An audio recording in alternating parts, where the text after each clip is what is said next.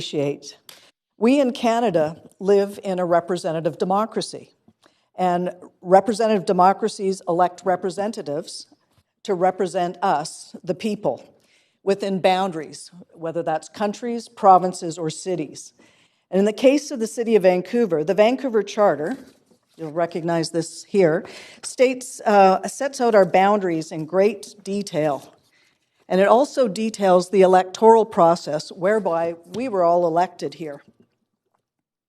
Once elected, representatives, including City Council, need to hear from their constituents in order to best represent them in our policy and decision-making.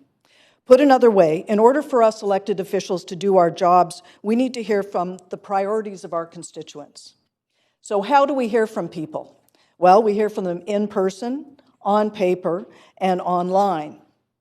And in each case, we need to know that we're actually hearing from our constituents, and that is the inhabitants of the city, as described in the Charter.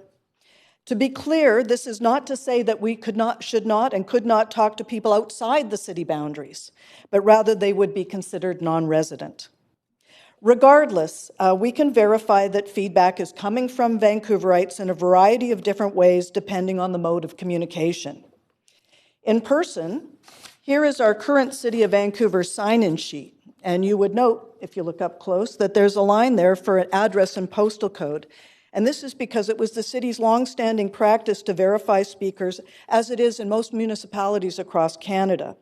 And checking that people are Vancouverites can be done in similar ways to our voting procedures, and that includes the homeless. We are as inclusive as we can be in our voting procedures. Just 5 seconds. On paper, we receive petitions, and we need to verify those. Online, we receive feedback in a variety of forms. And that's 2 minutes. So